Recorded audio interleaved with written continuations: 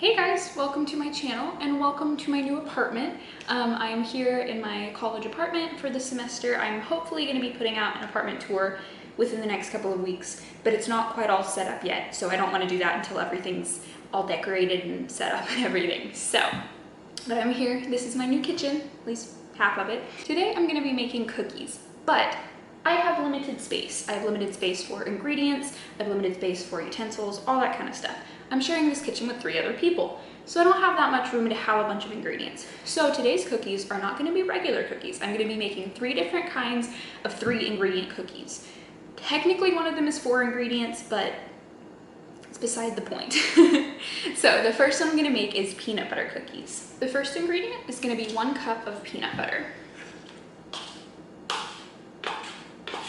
Obviously, they're peanut butter cookies. Next, I have 1 cup of white sugar. And last, I have 1 egg. And now, I'm just gonna mix all 3 of these together. And that is all that there is to these super easy peanut butter cookies. So I have my baking sheet lined with parchment paper, and I'm just gonna form little balls of cookie and put them out here.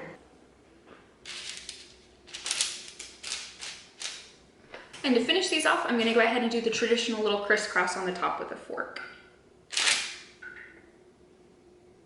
So these are gonna go into the oven at 350 degrees for about 6 to 8 minutes. You wanna make sure you don't over bake these. They're really best if you pull them out when they look like they're not done yet. So I'm gonna go ahead and put these in and get started on the next cookies.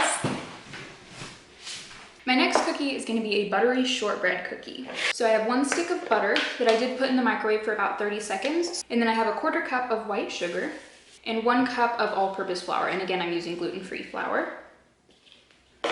And I'm just gonna mix all of that together.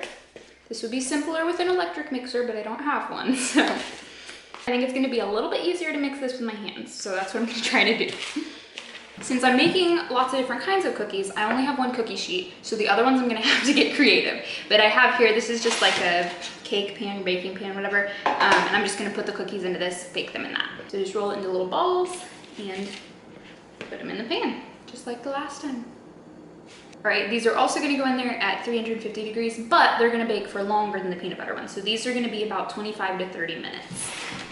Time for my last cookie. So this one is gonna be more of like a healthy, almost a breakfast cookie sort of thing. I think they're gonna be super yummy, but they are no sugar added, so they're gonna be nice and healthy. I'm gonna start out by mashing up 2 bananas. These are fairly ripe. You want them to be soft enough to where you can smush them up with a fork. Next, I'm gonna add 1 cup of oats, and these are just the like old-fashioned rolled oats. And then I have about a 1/4 cup of walnuts. You can use walnuts, you could do chocolate chips, raisins. Really, that little 1/4 cup of walnuts, you can substitute that for anything you want, any sort of added you like. And then I'm gonna add a 1/2 teaspoon of ground cinnamon. And just mix all of that together. Now I'm just gonna take these, make them into little balls, and put them onto a cookie sheet. These aren't gonna spread at all, so you do wanna kinda form them into cookie shapes, because they won't, if you form them into a ball, they're just gonna stay like that. Now I'm just gonna put these in the oven, also at 350 degrees for about 12 minutes. Here are all of my cookies. They're all done, they've been cooling, all that kind of stuff. My shortbread cookies turned into shortbread cookie.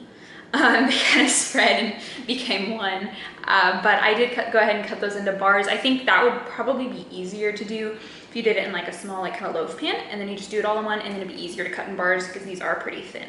But I'm gonna go ahead and try some. So I'm gonna start out with the peanut butter cookie. These are super soft, wow. This literally tastes like a regular peanut butter cookie. But there's only 3 ingredients. There's not even any flour in this. And then my shortbread bar.